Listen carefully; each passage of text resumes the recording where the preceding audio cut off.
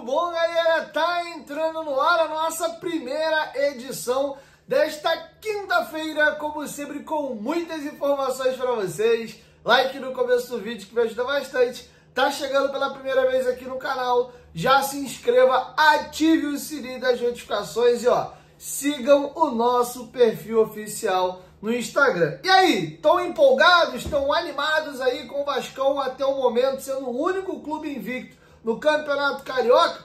Deixe a sua opinião aqui embaixo nos comentários. E bom, aproveitando que eu citei o Carioca, tá passando para vocês aí na tela a nossa classificação atualizada do Cariocão. O Vasco é o segundo colocado, já que ontem o Volta Redonda venceu a Portuguesa por 2-1. E no primeiro clássico do campeonato, o Botafogo venceu a equipe do Fluminense por 2-1. Inclusive, o Botafogo momentaneamente entra aí no G4, podendo ser ultrapassado ainda na rodada pelo Nova Iguaçu, caso o Laranjinha da Baixada vença o Bangu, que é o Lanterna, podendo ser ultrapassado também pelo Boa Vista, que no presente momento tem, na verdade não, o Boa Vista vence, vai a 9, mas vai chegar a 2 vitórias só, podendo ser ultrapassado pelo Flamengo. Então o Botafogo ainda pode sair aí do G4 e acabar até na sexta colocação. Fluminense começa a ligar o sinal de alerta, porque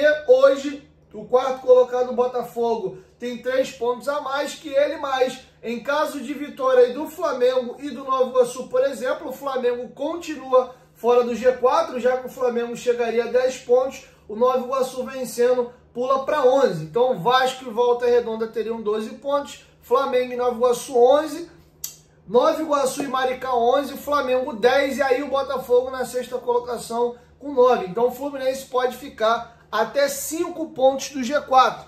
Só que tem um detalhe, o Fluminense tem 5 jogos por fazer contra 3 times pequenos e agora 2 clássicos.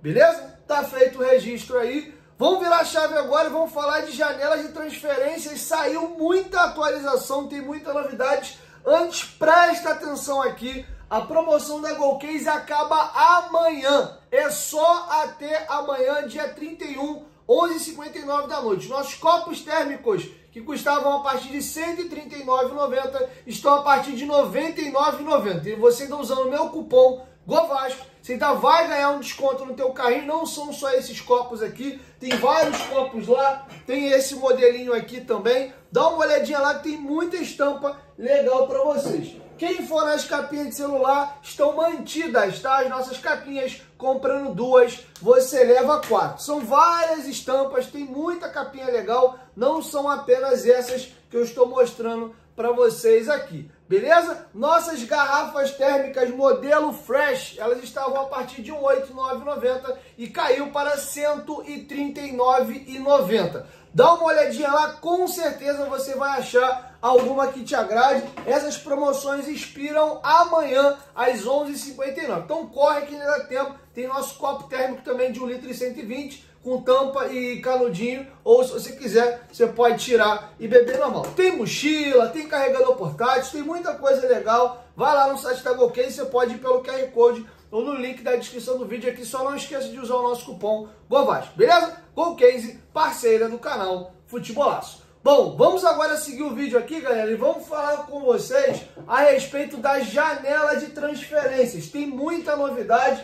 Primeiro, vamos aí a 2 anúncios oficiais. O Fatih Karagümrük já anunciou de maneira oficial a contratação do atacante Serginho. Boa sorte aí ao nosso herói da batalha lá do Red Bull Bragantino, que ele seja muito feliz na Turquia. O jogador vai jogar aí na segunda divisão turca. Outro anúncio oficial feito hoje, o Atlético Mineiro anunciou aí a contratação do atacante Coelho. Já havia até dado essa informação para vocês aqui no canal, estou trazendo apenas agora o anúncio oficial. E um outro jogador pretendido não só pelo Vasco, mas por vários clubes brasileiros, e todos esbarraram no salário pedido pelo Rony. O Rony tem clube novo, informação dada pelo André Hernan da UOL, ex-Globo. O André Hernan cravou que o Rony está acertado com o Al Rayyan do Catar. Então o jogador está metendo o pé para lá e acabou achando um clube disponível para pagar o que ele queria receber, tá bom? Nenhum clube brasileiro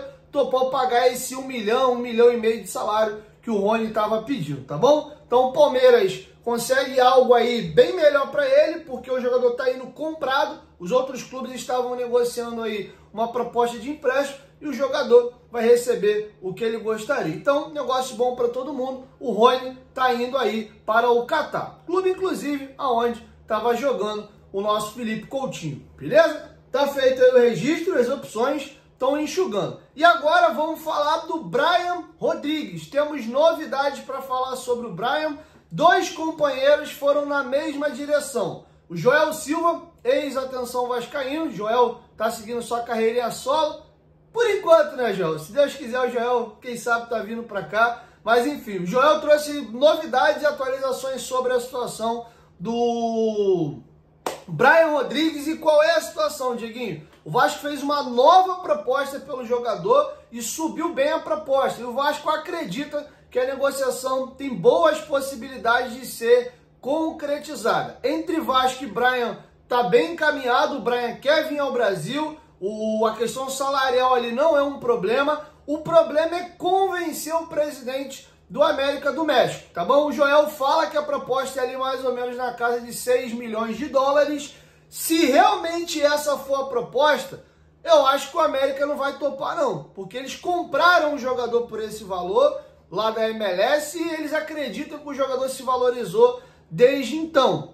Já o companheiro Lucas Pedrosa também confirma que o Vasco fez uma terceira proposta pelo Brian. As outras duas foram recusadas, foram consideradas baixas, mas essa agora o Lucas diz que é excelente, é muito boa e tem aí possibilidades do América já considerar essa proposta. Lembrando que tem o peso do atleta que quer sim vir ao Vasco e tem um detalhe importante nessa equação. O Brian Rodrigues não é titular absoluto do América do México, que tem o comando aí do André Jardine. Ele tem, inclusive, mais ou menos ali 79, 80 partidas com a camisa do América e 49 partidas como titular. Números bem bons, 18 gols, 13 assistências, mas ele não é um titular absoluto. Inclusive, intercala muito entre titular e uma opção vindo aí na segunda etapa. Tá bom? A comissão técnica do América não se opõe a negociar o jogador desde que eles tenham uma reposição. E aí é que pega. O América entende que para poder comprar um outro jogador, precisa de um valor interessante pelo Brian para poder conseguir ir ao mercado e repor. Vender o jogador por um valor que não vai ser suficiente para ele repor a saída do Brian, aí complica. Lembrando que a gente está falando aí do Real Madrid do México, a equipe mais rica mexicana. Inclusive o dono do América do México é o dono da maior rede de televisão mexicana lá, que é a Televisa. A galera que gosta de ver aí Marimar, né, essas novelas mexicanas aí são produzidas pela Televisa. Então, dinheiro é o que não falta lá pro América do México. É um clube muito rico, inclusive consegue fazer grandes transações aí no mercado. Mas o Vasco entende que essa proposta aí é bem boa e essa tem mais chances aí do negócio avançar. Detalhe, o Vasco impôs uma condição. Ó, preciso dessa resposta até sexta-feira, no caso amanhã. Porque se o América ficar cozinhando o galo ali e não topar a proposta, o Vasco tem que seguir, tá? A vida não vai parar se o Brian Rodrigues não vir ao Vasco.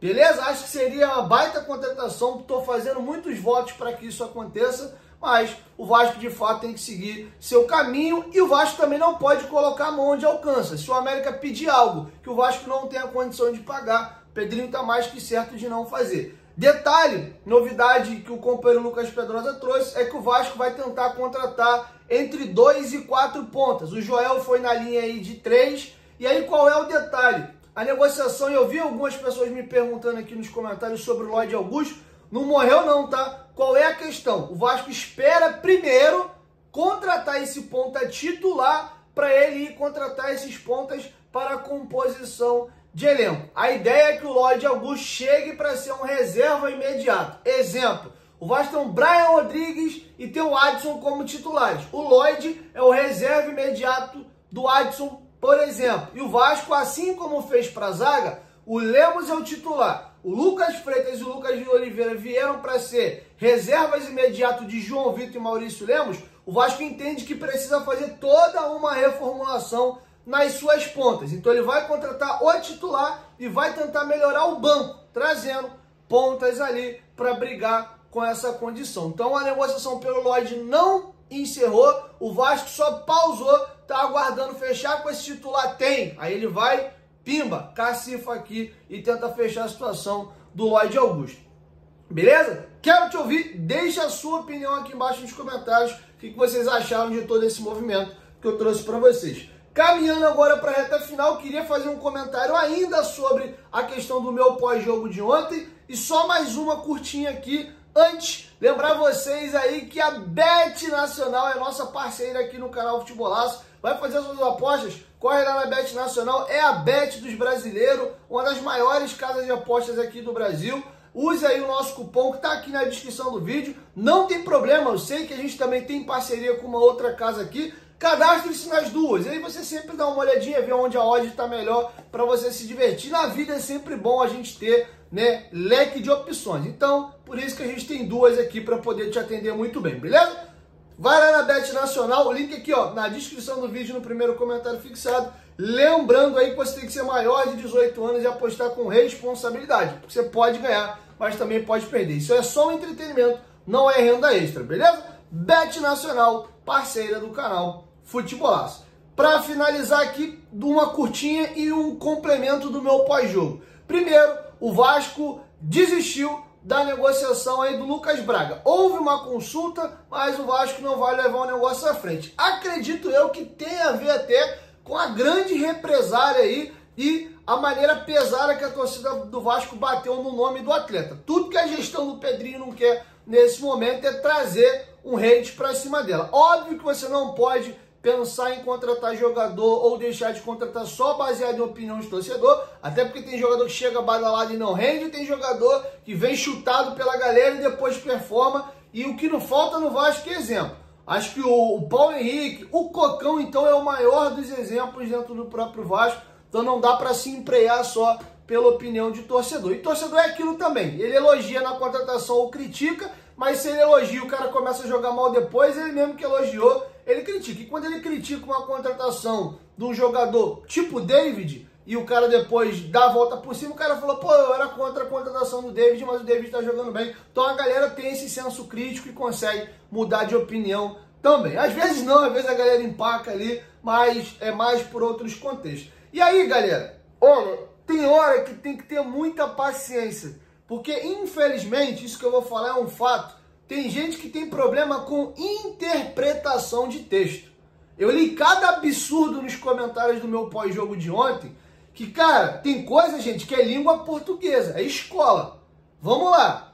Em momento algum ontem, eu comparei os jogadores Dimitri Payet e Jean Davi. Hora alguma eu fiz isso. Eu não fiz um quem é melhor, quem é pior. Pô, tem uma galera que tem uma dificuldade de interpretar texto que Jesus.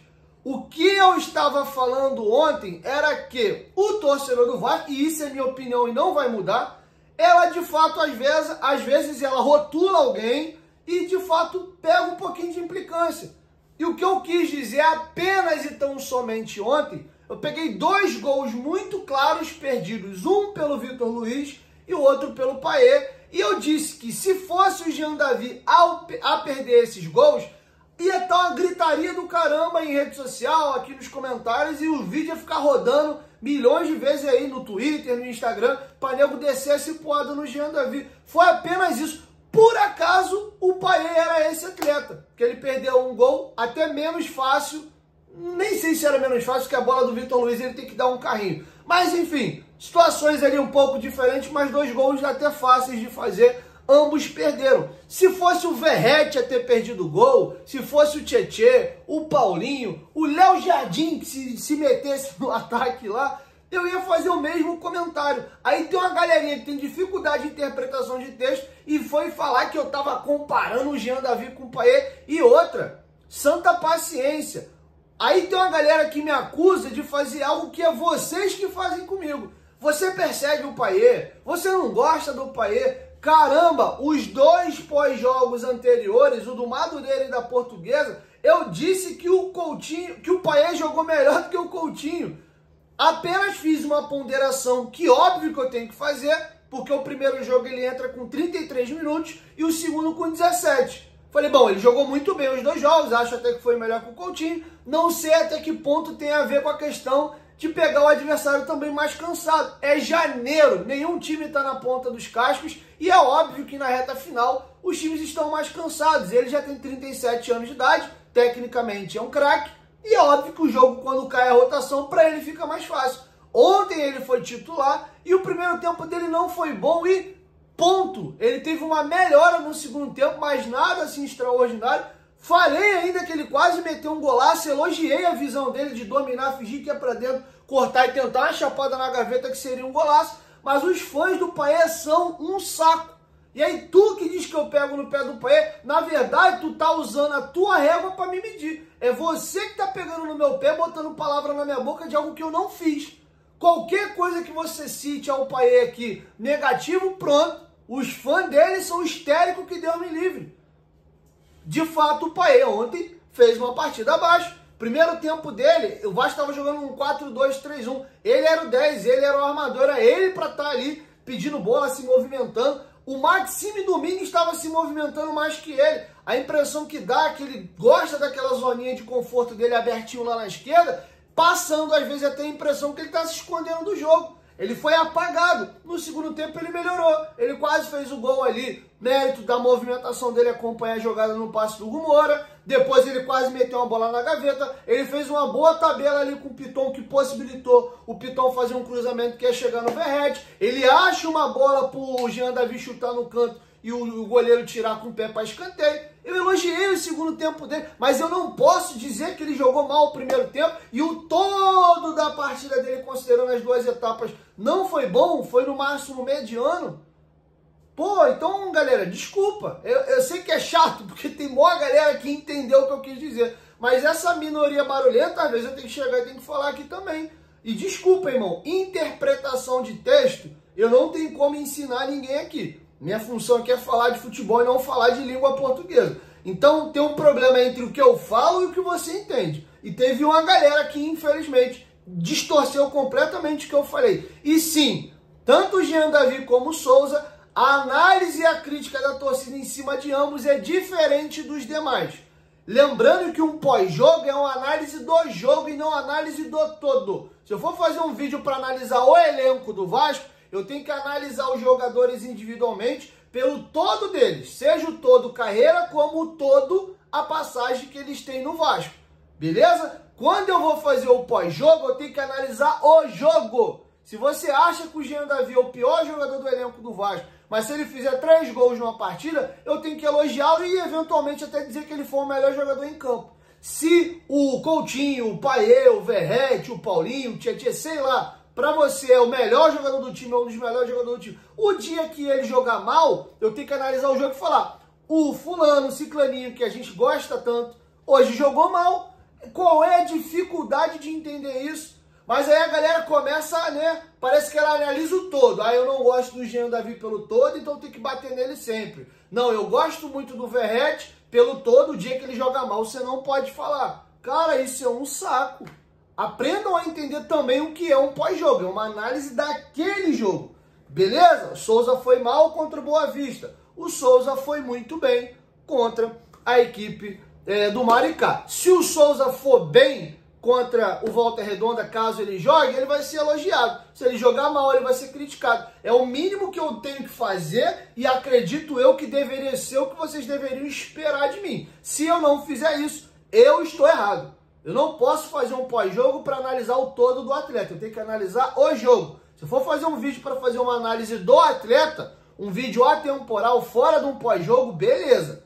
Tanto é que eu mesmo citei no pós-jogo que eu não conto com o Jean Davi, que eu acho que ele é um jogador mediano e que não vai resolver os nossos problemas, que inclusive acho que o Vasco deveria negociá-lo. Ponto, eu falei isso. Sendo que eu não vou ser covarde de ficar batendo no cara todo jogo se o cara não jogar, se o cara jogar bem, ou se o cara fizer uma partida mediana. E só porque eu acho que o cara tem que sair do elenco, ou que ele agrega pouco, eu vou ficar batendo no cara, achando talvez porque eu tô batendo nele, ele vai sair do clube. Ô, peraí. Se tem uma coisa que eu odeio é injustiça. Minha mãe me ensinou a ser uma pessoa correta. Meu filho, certo é certo.